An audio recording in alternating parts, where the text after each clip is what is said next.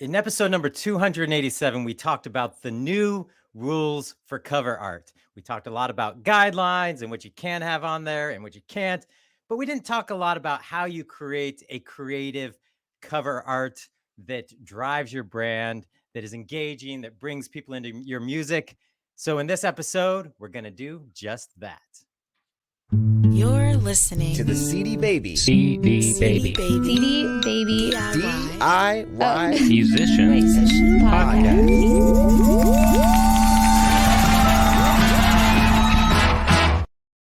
Welcome to episode number 291 of the CD Baby DIY Musician Podcast, where on today's episode, we're going to talk about how to design an album cover that makes an impact. It's very important.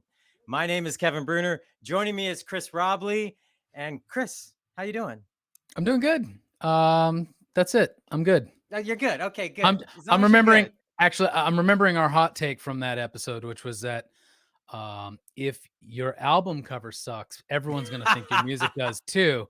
So it's really important, not just that you meet guidelines, but that you listen to our expert advice in this episode so that everyone thinks your music is really good. Yes. And we have an actual designer who can help us guide through this conversation. Not one of us. We got Dan Cole, hobbyist, who's a designer on staff here at CD Baby, does excellent work. He's going to talk through some concepts with us that I think will help artists understand how to go about this, because it's like, yeah, you gave me the guidelines last time, but still, I'm not a designer. How do I get good work done? And so that's what we'll be talking about today.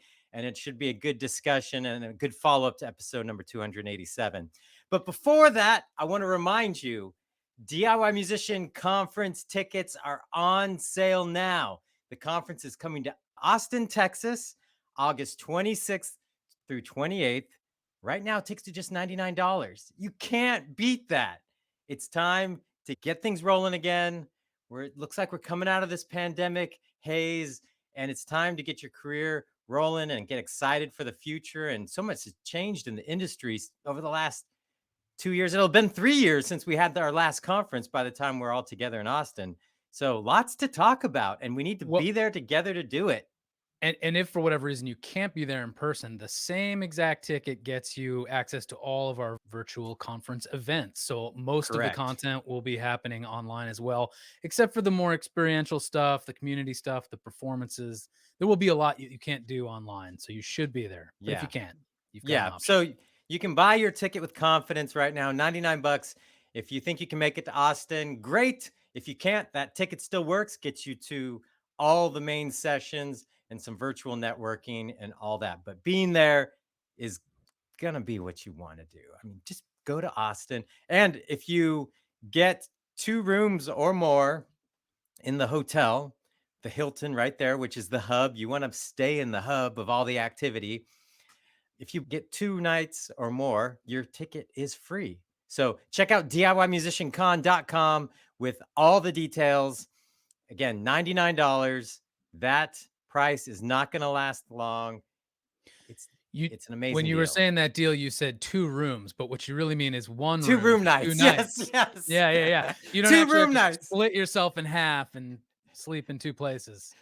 Yeah, I don't want to hear anybody saying, Kevin, I went and got 5 hotel rooms just to get a free ticket. That didn't work out very well. No, 1 hotel room, 2 nights or more, and your ticket will be free. Again, DIYmusiciancon.com.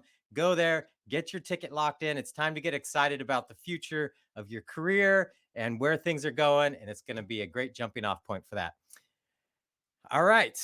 Before we bring Dan in, a reminder, if you're listening to this podcast and you haven't subscribed, please hit that subscribe button. You can subscribe in Spotify, Apple Podcast, any podcast app. And if you're watching on YouTube, be sure to subscribe to our channel and hit that notifications icon, because every time we release new videos, which we are doing multiple times a week, you will be notified. And so there's extra content on YouTube. I encourage you to go check it out anyway, even if you like listening to the audio version. Lots of great videos showing up there on our YouTube channel. Okay, well, Chris, we've got Dan waiting in the wings, ready to drop some knowledge on us. Anything you want to say about album art before we pull him in? I think we'll talk through a lot of this in the early side of this discussion, but just that I think a lot of DIY musicians do the art themselves as well as a Hmm. matter of necessity, speed, budget, whatever. There's a lot of reasons why we end up doing our own design. And I suffer from a whole lot of insecurities about that. It's not my expertise. I don't know what the hell I'm doing. I lose perspective. So I can't wait to talk to Dan. All that to say, let's get him on here. All right, let's get Dan in on the conversation. Dan, how are you? Doing all right, guys. Doing all right. I hope everything's good on your side of the country. I know got some snow up in Maine for you, Chris, and I'm not sure Always. how what the weather's like in Portland. Hope everything's okay. Actually, it's quite nice this week. It's Lovely. supposed to be in the 60s tomorrow, so lovely. Ooh, yeah. And are you Well, in that what is it called? The college triangle? Is that where you're at? yeah. I'm in Durham, North Carolina. That's part of the Research Triangle area. So you've got Raleigh, Chapel Hill, and Durham hosting uh, NC State, UNC, and Duke, respectively. Yeah. And it's a lovely 68 degrees today, I think. Nice and sunny. Wow. And that's your weather report. I All hate you now. right. All right. Well, that's our weather segment of the podcast. I don't know that we've ever had a designer on the podcast before, Dan. I cannot remember having one. So you might be the first that we've had. And so, it's exciting to get the designer's perspective. I know a lot of artists have to interact with designers. And even though musicians and artists are creative people as well, just like designers, I think oftentimes there's some communication breakdown or not understanding how to communicate with a designer or how to go about getting good art. And so I'm looking forward to diving into all of that. So, uh, Chris, I know you've got a bunch of notes here. Do you want to start the conversation, or Dan, do you have any opening comments that you want to make? Well, just like to introduce myself, I'm Dan Cole. I'm a graphic designer. I've been designing for near on a decade now, doing everything from print production to digital ads. I currently work with the CD Baby marketing team to kick ass and put out some really cool stuff. Yeah. So that's my little intro spiel, I Yeah. guess. So if you've seen any of our emails, our campaigns at CD Baby, things that we've done, all sorts of stuff, you've definitely seen Dan's work. He's one of the main designers here at CD Baby, and so if you've seen CD Baby stuff, you've seen Dan's work. Well, I guess to kick off the conversation, I could sort of return to what I was teasing earlier, which is just I wanted to list some of the challenges that musicians face when they're doing their own design work and they are not designers, either professionally or otherwise. And I definitely fall into that camp. I do a lot of my own album art or cover art for singles and stuff. And I do that because it's fast, it's cheap. There's a lot of reasons I do rely on my own work, but I'm not a designer, so I realize I'm sort of sacrificing some quality. I r- very quickly lose perspective, and I reach this point where I'm like, I don't know if this sucks or if it's okay. Is this passable? Is it a B plus? B plus is fine. Let me get it out the door. Oh my god, I've worked too long on this. I've spent 10 Right. hours in Canva moving things around. I can't now stop and start from scratch, or even worse, go and find a designer and pay them for. I just need to finish this. So, anyways, budget, time. There's just a lot of hurdles we have. Oh yeah. So yeah, what are some of the things you run into uh, in terms of when artists come to you and are like, "Oh, help me out"? Yeah, if I'm working with an artist, generally that's kind of what they run into. They don't have the time or the capacity to handle doing their own cover art, creating their own logos, creating the interior jacket pieces, or even the design of the cover of the CD. And honestly, yeah, it happens to me too that I can get into the weeds and I'm just pushing pixels around and I need to take a step back as well. It happens to everybody in the creative field for sure.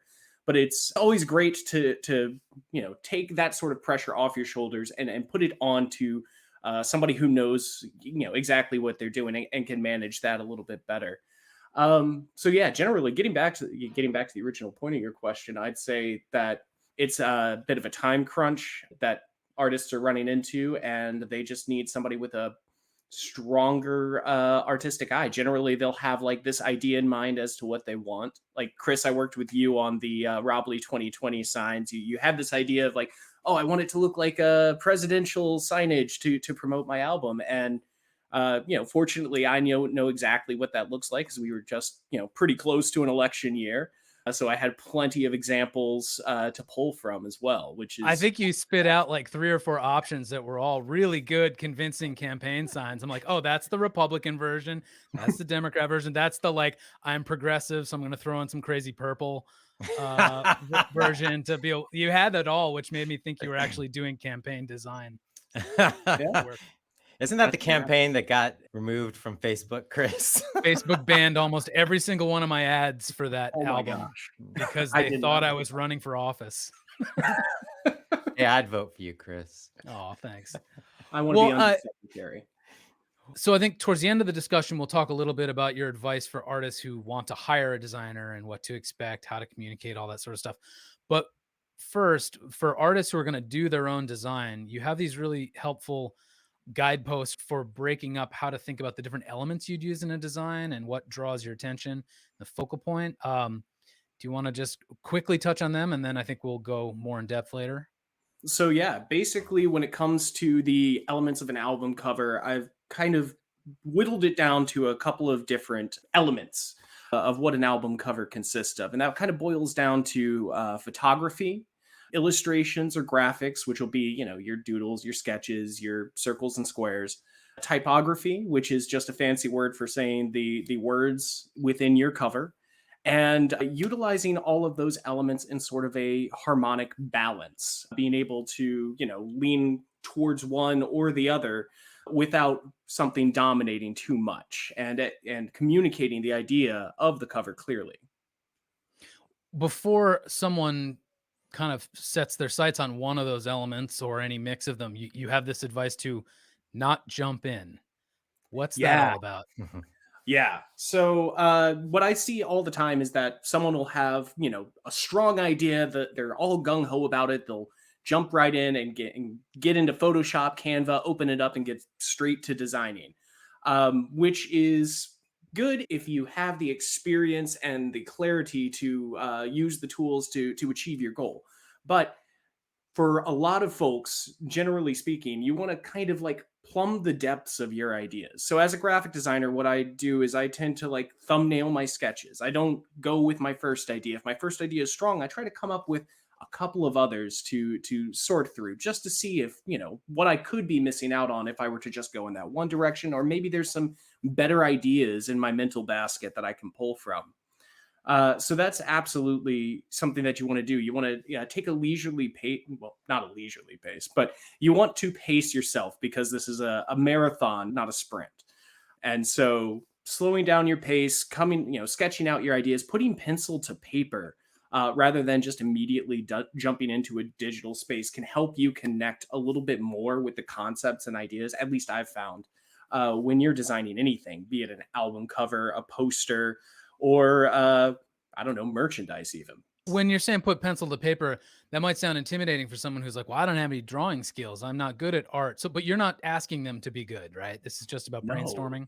Yeah, no, not at all. Yeah, this is absolutely brainstorming. You don't need to be Rembrandt or Picasso in order to come up with a solid doodle. So yeah, generally when I'm coming up with concepts, I'm working within a 1 inch by 1 inch square, let's say, and just sketching away in there. I'm not worried about fidelity. I'm not worried about texture. I'm just worried about placing the elements in the proper way, getting a sense for layout. These are basically kind of like the building blocks of what the album cover will look like. And if you've got a solid foundation, you can, to stretch the metaphor, build a house around it that will last. My question is, what should artists be thinking about as far as that inspiration? It's like I've talked to plenty of artists that they make the album or they've got a single. I think it especially comes up a lot with artists making singles because they may not be thinking about the bigger branding picture with a single, or the artwork's like, oh yeah, I still have to do artwork for a single.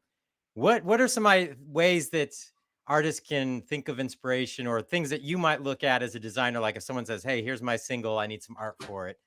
Oh What yeah. what are the ways to build that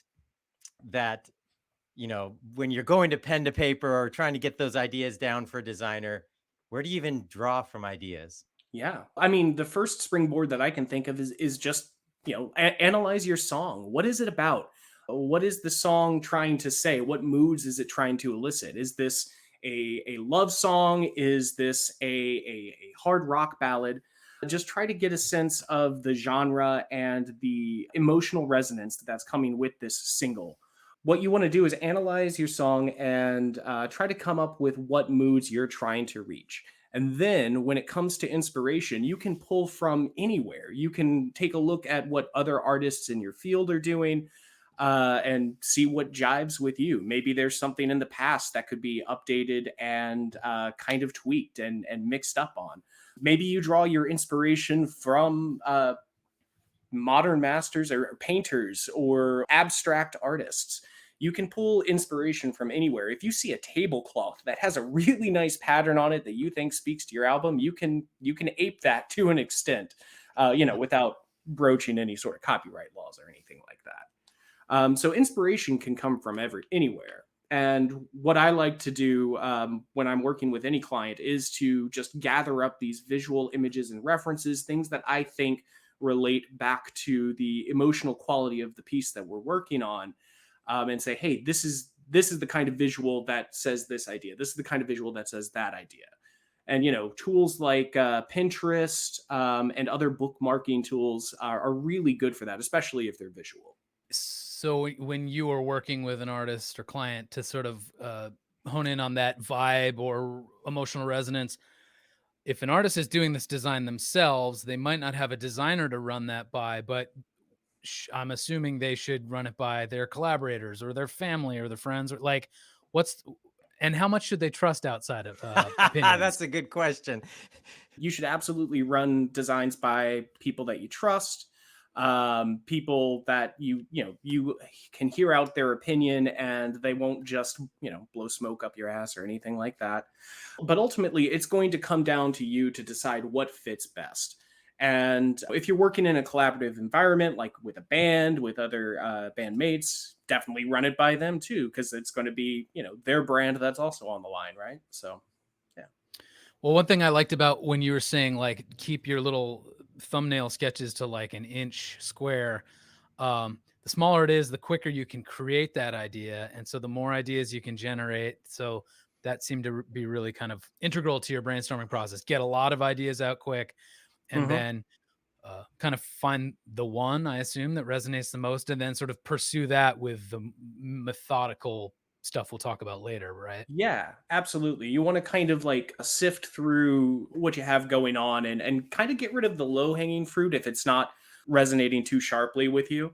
And then you want to like, just really dig in your bevy of ideas for that one shiny apple that you can polish up a little bit further and take to the extreme. I'm using too many metaphors now. I like it. Well, I'm an what? English major. I'm all about the metaphors. I was not an English major. So you're Uh, not all about the yeah, so I'm just lost. No, I wish I had some to show every time with all the artwork that I've done for recent releases. As far as working with a designer, I've done these really terrible like stick figure drawings just to try and convey the idea. So it doesn't have to be like someone sits there and does this perfect art project in order to hand it off to the designer. It's like I'll Right. literally be like, I'm thinking of a person here with this happening here and this happening, and I'll just scrawl it out as best I can just to give some sort of connection to the words of like and the visual concept. Yeah, absolutely. As long as you're getting that visual across, you're doing a great job. And I give you a pat on the back for it. So before we get into specific design elements, you advise artists when they're doing their own design to keep it simple, stupid. Good advice for most fields if you're not an expert. But what are some ways to keep design simple? Oh, yeah. So when you want to keep things simple, You want to reduce the amount of colors that you want to utilize. This not only helps you limit the amount that you're thinking about at any given time, but it can also be helpful for the printer. Now, this is a different world, an updated world where digital printing is a thing. You can print as many colors as you'd like, but the more that you add to it, the more convoluted and cluttered it can be. And that kind of extends beyond color to also typography and the general space and layout of your album cover. You only have but so much room and real estate to put your message, to put your logo, a photo, maybe graphic elements. So you really need to like pare it down to just the key elements that you would need in order to get your idea across. Start from a much simpler rudimentary sketch and kind of build up from there, and then tweak and pare down as needed. So maybe you don't need 15 different textures or 13 different typefaces in your album cover when one will do. Well, and so anyone who says, "Oh, perfect, I'll just make a plain white or a plain black cover with nothing on it." Go Good back and thinking, listen to but episode 287. you can't do that. You cannot do Can't that do. anymore. That's And true. in fact, as we talk through some of these different elements, Dan has examples he's going to show, and we'll for podcast listeners, we'll describe them as best we can. But we should also say, as a caveat, some of these actually break guidelines. It's just that they've been grandfathered in because they're classic records by famous bands, and famous artists always or usually get a pass and can break the rules, but don't necessarily take these examples as something you should copy exactly. Yeah, absolutely. These might not pass DSP guidelines or anything like that, but they're solid examples for what we're trying to talk about today. Yeah. The one thing about keeping it simple that I think is important is that we've been used to designing album art for CD packaging or vinyl, which is much larger than what actually shows up for the average person looking for music on a platform. Yes, there are ways where they could be looking at it where it's massive, like on their TV, if they're using Apple TV to listen to music or something like that. But for most of what people are doing, the art's going to be smaller. So the more junk you try to throw on top of that image, the harder it is for people to see it and recognize it, or just kind of catch their eye as they're Yeah. browsing through platforms. That's one big change that's happened. Absolutely. I have one example from XTC. The go-to album cover is nothing but type, and that stuff does not render well on Spotify. So if you want your cover art to make an impact at a small size, keeping it simple is highly, highly recommended, I'd say. Yeah. Should we bring up those slides and Yeah. go through the first element of design that you want to focus on is photography. Yeah, absolutely. So yeah, we have a couple of examples above us here, and these are just your popular artists. We have Madonna's self-titled album from '83, Frank Ocean's Blonde, which has a nice little title mismatch. Apparently, it was sold as Blonde with an E, but printed as Blonde with just the D there. That was interesting to me. And Lizzo's "'Cause I Love You." So these photographic covers all feature the artist kind of framed within a square, and it's a great way to showcase who you are to the artist, maybe show some emotive qualities. And the photography doesn't necessarily have to all be portraiture. You can utilize architectural photography, nature photography, night photography. I know Wilco has a bunch of album covers that utilize different versions of photography to various degrees of success. But with something like this, you want to make sure that, like with any album cover, that it's resonating with that mood and emotion that we're putting forth. So, like with Lizzo's stripped down cover, no pun intended, it's a very honest look at the artist themselves. With Frank Ocean's Blonde, there's this kind of like visual mismatch between the title of the album, the color of his hair. He's hiding the expression of his face. So it's denoting a little bit of mystery, maybe a little bit of pain and sadness. And Madonna has this kind of like fierce stare that kind of says, "Hey, I'm coming at you. I'm strong, and this is what I'm all about." So that's a few of the ways that you can handle portraiture in photography. But again, you're not limited to just band pictures or your own self portrait on your album cover for sure. Yeah, there's the thing I find so interesting about these three examples is they all play up with the face, with the portrait, something about the brand or the vibe of the music. Like Madonna is quite confident and fashionable.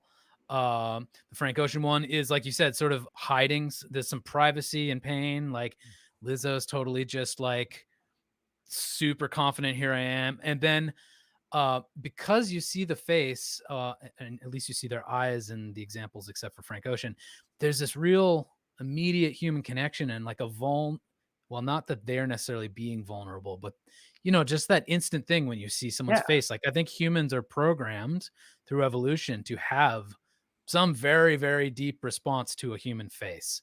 And I think that's one absolutely. of the most powerful things about these. Yeah, there's a degree of empathy that's elicited from each of these photos in particular, for sure. And they all seem to use negative space too, to different degrees. It's like the face, or at least, or the body is what you get, and then we're kind of not supposed to focus on much of anything else. Yeah, absolutely. And for those not in the know, negative space is the absence of imagery around the given album. So if there's like a bit of empty space, like say around my current video, if you're watching on YouTube, this is the negative space here. This is the positive space, or the action area, I guess, here with my face, I suppose. Yeah, I feel like a lot of artists, if you're going to go the route with like a band photo or an artist photo and you're doing it yourself, you can take amazing photos with like the cameras in iPhones now are Oh amazing. Thinking about that negative space, like taking a look, what are you standing in front of? Is it going to be distracting? Is it are there words on a wall that you're gonna be like, oh crap, why didn't we think about it? Is it something look like it's on someone's head? Look, think about the space behind you, because these album covers here are striking because it's like it's really all eyes on the artist and what they're doing, as opposed to, hey, I see them, but there's a bunch of busyness behind them. And yeah. I see that happen a lot with artists, that they take a picture and they even got the lighting okay, but then they didn't think about what's in the background, and how that's going to play into album art design and things like that. Yeah, yeah, absolutely. If your background's too busy, it's going to muddy the overall visual, and it's going to be a lot harder to see like the logo and the text that you need to put on your album cover as well. Yeah.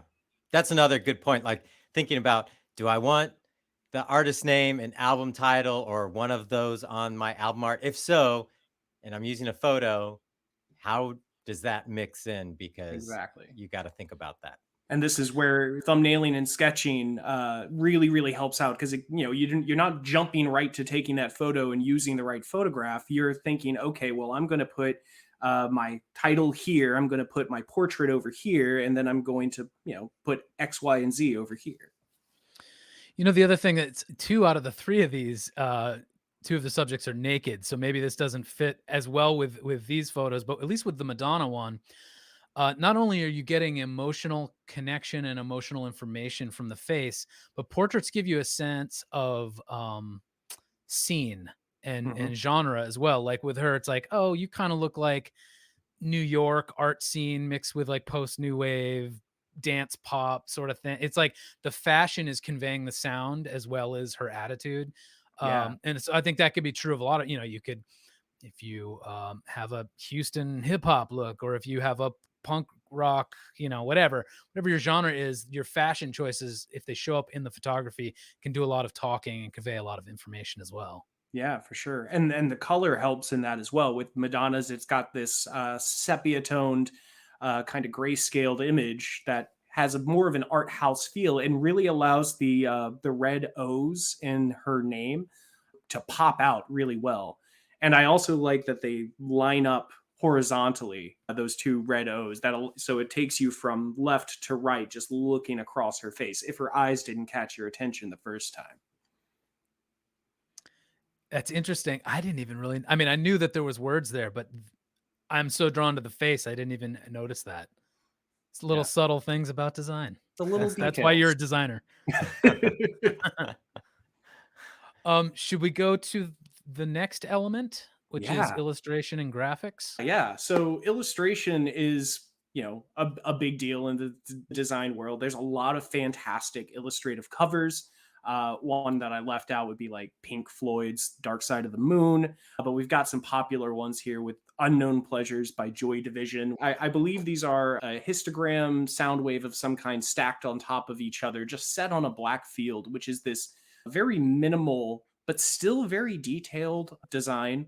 And then in the middle, we have In the Court of the Crimson King by King Crimson, which is just this really, really close up of a face rendered in this watercolored, brushed style of just someone screaming in fear or pain, highly rendered, highly detailed. And then finally, going all the way to the left, there is Velvet Underground and Nico's uh, eponymous CD with the famous Andy Warhol banana on it, which I just love for its simplicity. So you can go, as far as like these examples portray, you can go super detailed and fine tuned, or something just really, really simple and crisp and clean.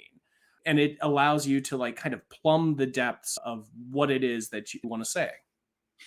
So one of the coolest things I like about illustration and graphics is just how wide open the possibilities are. And like the three examples, one is like sort of very minimalistic. One almost looks kind of like fascist art or something. And then the middle one is very rough. I don't know if that's the right word, but just sort of rough hewn, a Yeah. little sloppy. So it could be very neat. It could be very sloppy. It could be realistic. It can be, surrealist. There's just so many options. Yeah. You're again, just like with photography, you're not limited to any one specific realm of painting. So if you lean cubist, go cubist. If you lean minimalist, go minimalist. Just make sure that you're presenting the best possible concept, putting your best foot forward. Even if, say, that King Crimson cover is not your cup of tea, there's still a level of mastery there in every brushstroke and every bit of texture. But that doesn't just happen in once in a vacuum. That happens with repeated practice and time. All right, what do we have up next on the list? Yeah. So next, but let's take a look at typography. So again, typography is just a fancy word for how the words on your cover look, or in any other design. It doesn't have to be your cover. So typographic album covers generally present the band name or the album title as the main centerpiece of the album cover. So with Blood, Sweat, and Tears' greatest hits, you have this really, really cool grainy wood block cutting. So it's also a photograph to an extent. It's a photographic cover, but the focus is on the type that's on the page. So you have these nice blocky, textury, woodcut type pieces. And then with the Lee Morgan's The Rump Roller in the middle, you have the text stretched out to kind of create the shape of a heel or a shoe. And it's got this liveliness and distortion that you can't really get with, well, you can if you really finagle it with modern digital tools, but it's got this really, really interesting warp to it, which is just lovely. And then finally is that Go To by Ecstasy cover, which I mentioned earlier, which is a complete description of record covers and why this record cover does what it does and what record covers are supposed to do. It is a tome in and of itself. And I do not recommend it, and I don't think you'll get past any sort of inspections with something like that. But it still illustrates what a typographic cover would look like. This was one typographic choice from 78 that a designer said, "Oh yeah, let's do that." And it's inspired other covers like the Brothers album cover by The Black Black Keys. Keys. Yeah, Yeah. yeah. The name of the album is Brothers. So other folks have done something like that to varying degrees of success. So you have a note that you sent over that says should always be readable, if not legible. What is that Yeah. distinction?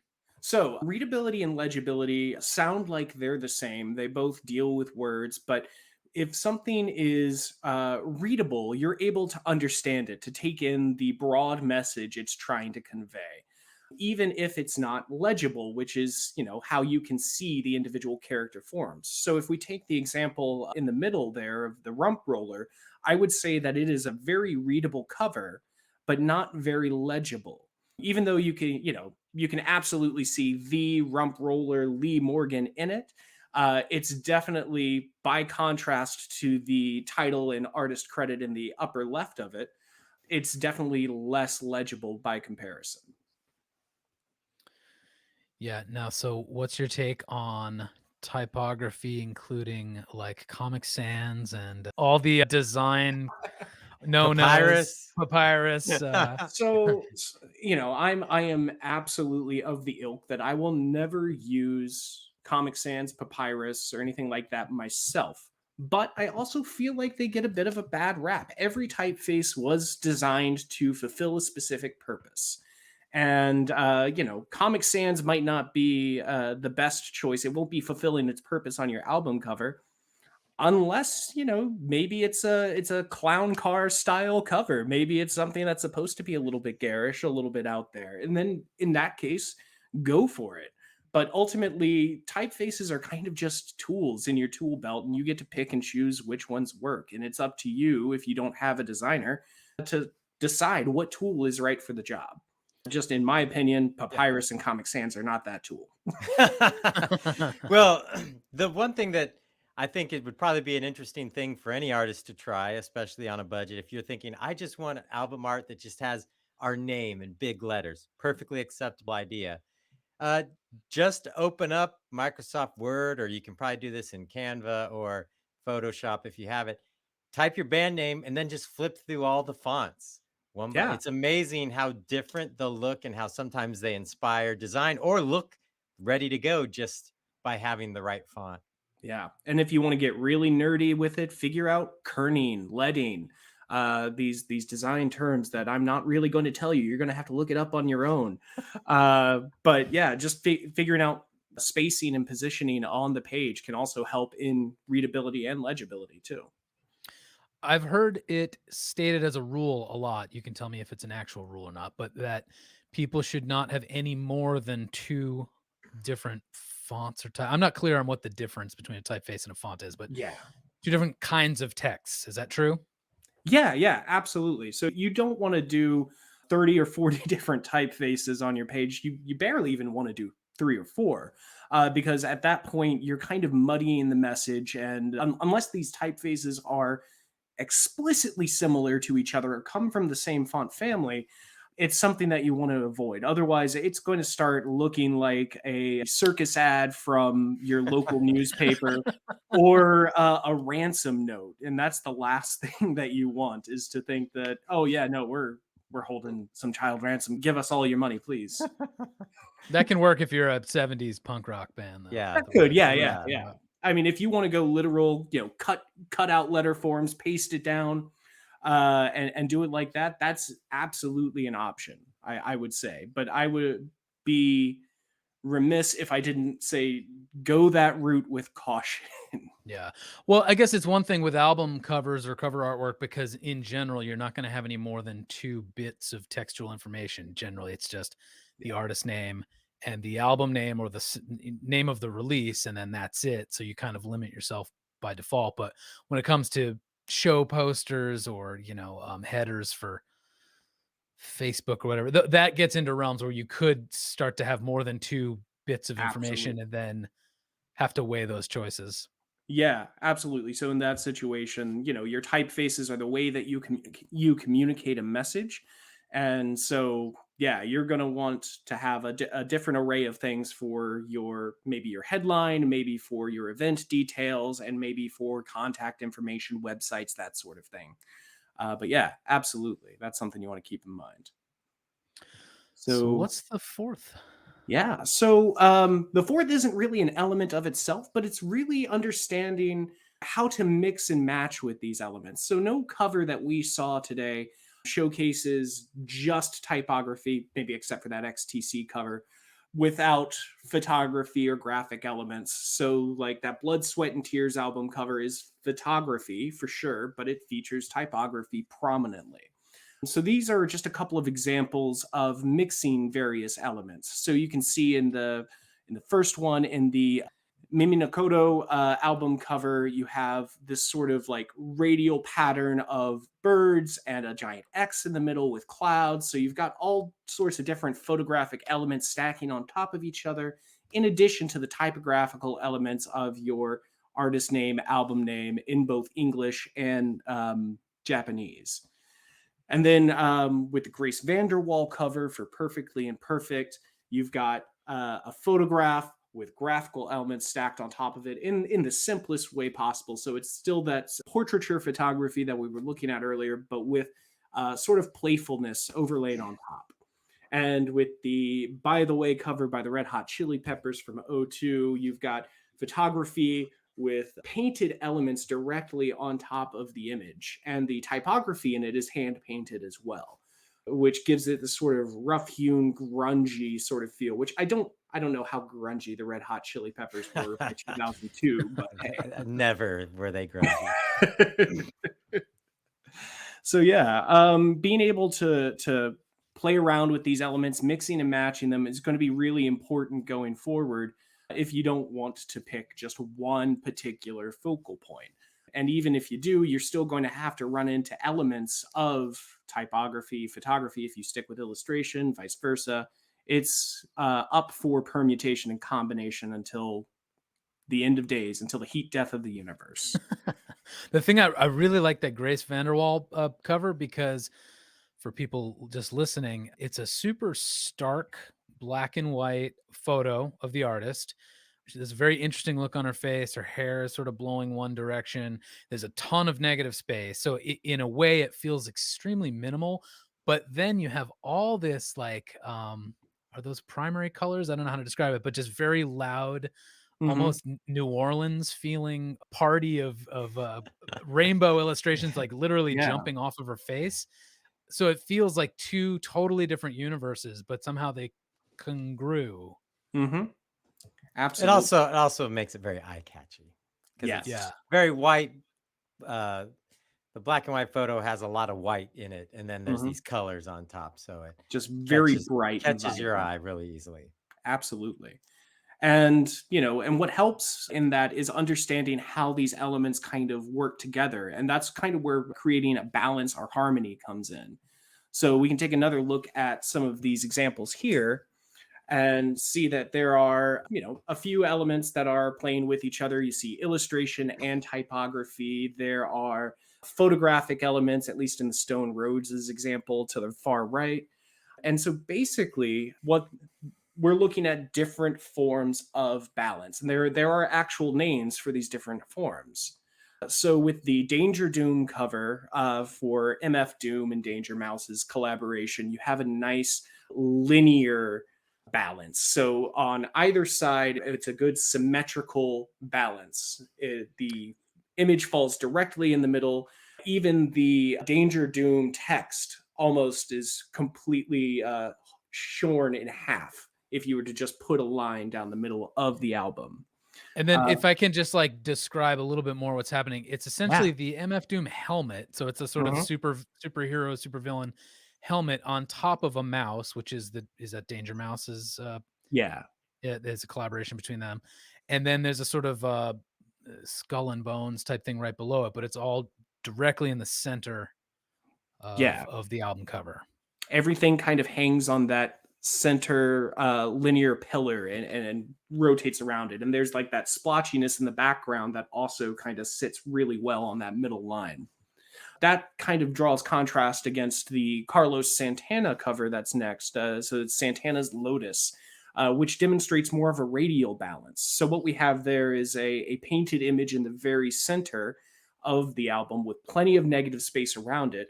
And the band name and the album name, it kind of rotates around that center point in each individual corner. So that's what we mean by radial balance. Everything kind of rotates around a central focal point, bringing your eye not necessarily to center, but in this case, to center. Yeah, and those the text happens near identically in four different spots or just in the different corners. So it has a kaleidoscopic effect. Mhm. If there was such a thing as a minimal kaleidoscope, it sort of Yeah. does that sort of thing. Absolutely.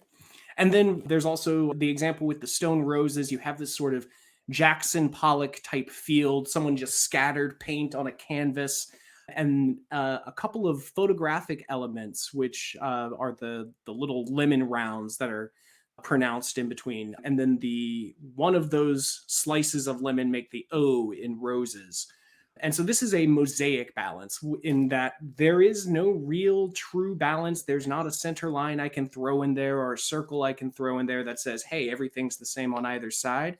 It's kind of slapdash, but it's still done in a kind of pleasing way.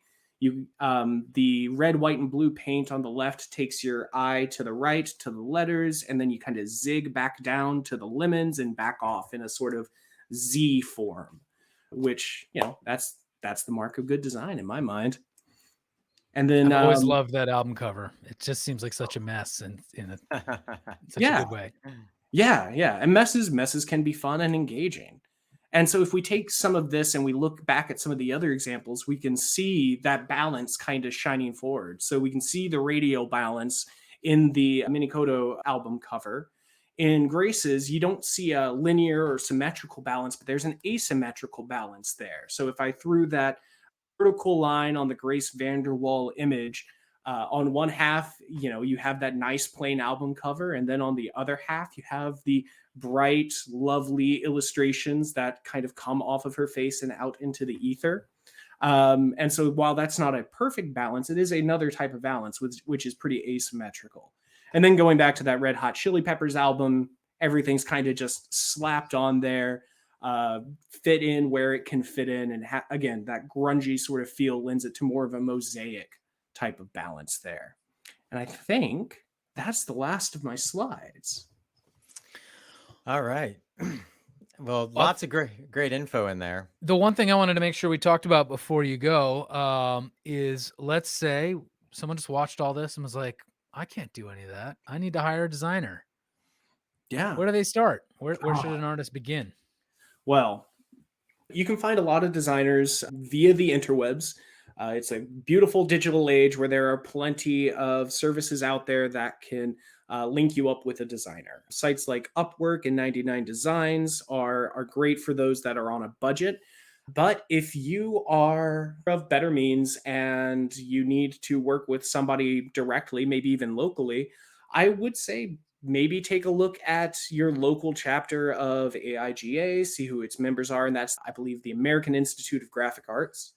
And you can also try posting up a want ad near local colleges that have graphic design programs. There are students out there that are hungry for the work, that are fully capable. They're just not as popular as some of the most rock and roll star graphic designers out there. They may not be your Saul Basses or your Aaron Draplins yet, but you can work with them and maybe help them launch their career.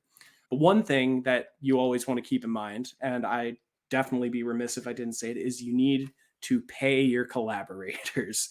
Offer a budget. It doesn't have to be steep, but if you are willing to pay, you're going to get better work than if, you get your cousin to design it on Photoshop for free or something.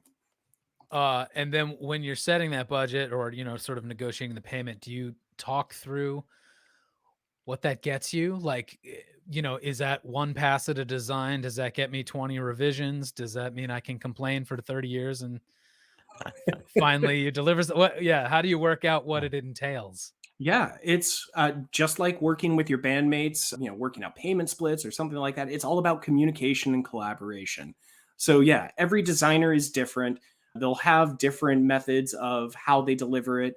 Generally, when I work, we'll agree on a price and I'll say, okay, you're going to get, say, 3 different cover concepts. We will pick one from the refined concepts that I present to you and we'll go down that route. You get, say, 2 to 3 revisions and we'll deliver by X date. And if you've never worked with the artist or the designer before, you can negotiate how that's paid. You can pay all up front or you can pay half now, half later. It's really all about what you're most comfortable with. How about ownership? Like, if you're paying the designer, do you as the artist walk away owning all of the work to use it however you want? That's kind of sticky. So any artist that's creating something inherently already owns the rights to the work, unless the contract that you're working on stipulates otherwise. So that's another thing that you'll have to talk about. And if you need to bring paperwork into it, have a little section that says Chris Robley will be the sole owner and licensor of the art that Dan Cole creates. But generally speaking, when a designer makes a design, they do have the chance to license that artwork out solely to the musician that's tapped them, but that doesn't necessarily mean that they own it unless it's otherwise stipulated. Does that make sense? I feel like I rambled a little bit there. It sounds like everything else in music. Get it in writing. It Yeah, can be exactly. anything, get it in writing. Most artists are approaching it as a work for hire, but there are instances like, in some of the stuff that we talked about, like if you see an artist that does something cool and you like their artwork and you want to license that image, that will definitely be different than saying, "Hey, I want to hire you for work for hire to create album art for me." Yeah. So it's always good to just get it in writing, even if it's just an email, like saying, "Hey, Yeah. this is what's going to happen." Just like with hiring an engineer or producer for making the record. Absolutely. Absolutely. All right. Cool. Well, excellent. Well, thank you, Dan, for being on the podcast and walking through all that with us. Yeah.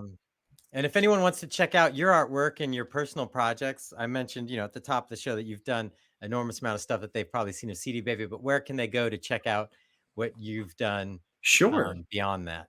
Well, I'm moderately active on a website called Dribble. That's with three B's, DRIBBLE.com, / Dan W. Cole _, just like how I have my name styled here in the video. If you want to follow me on Instagram and Twitter, it's that same tag, at Dan W. Cole _. I post often and not always about design, sometimes about comics, sometimes about coffee, but always about nerdy stuff. Well, I'll give an extra plug to your Instagram and Twitter. I like that you do these little self challenges, or I don't, maybe someone's prescribing these exercises to you, but it's like you're always testing something and then sharing it as an experiment. Oh yeah, that's what I love about Instagram and social media in general, is that it gives me the opportunity to just make stuff and put it out there. And even if it's not necessarily something that's finished, I can get the idea out of me and then move on to something else if it's taking up too much of my time. But yeah, those challenges and stuff, I'm usually like putting them on myself and just experimenting, always trying to further my work a little bit. The learning doesn't end just because I have a degree. So The minute you got paid for your first job, you didn't stop learning. Yeah, I closed the book. I said, I'm done. No Done more. learning. This is the peak right here. All right. Well, definitely check out Dan's work. And Dan, thanks for being on the podcast. Hey, it was a pleasure. Thank you guys for having me. Thank you. Absolutely. Well, Chris, lots to digest with all that, with design and designers. I think my quick takeaway, like for an artist, is just one of the best tips was that idea of like just putting stuff on paper, because I think a lot of the struggle artists have with design is communicating what's in their head to people. We're used to communicating around music, but communicating around visual ideas is maybe more of a challenge. And just even drawing it out, I should have dug up some of the things that I've drawn because they were pathetic. Like look like like a second grader, not even a second grader, too advanced. Kindergartner drew, but I'm like, it got the idea across to get the design out. So that's a tool that artists should definitely be using. Yeah, I liked how much focus he put on the exact spacing and positioning of each element. Because for Yeah. me, I've never thought about it that methodically. For me, I'm just like in Canva moving something, 20 pixels to the left, and When it let's gets move to it the spot, 30 to the right. yeah. And just like it's all trial and error for me because I don't have any of the sort of the fundamentals of design. I Yeah. don't have them, so I'm just moving stuff around until it feels okay. And it's nice to have a framework like that to get to probably arrive at the answer quicker. Yes. All right, upcoming, we've got some discussions about NFTs. NFTs coming. If you've got questions about NFTs, get them in. Your question is probably what are NFTs, which we will answer. Yeah, NFTs. We've got a whole bunch of other stuff scheduled that's going to be fun conversations. Make sure you subscribe. Make sure you hit the notification icon if you're watching this in YouTube, and we'll be back with more. See you soon. See ya.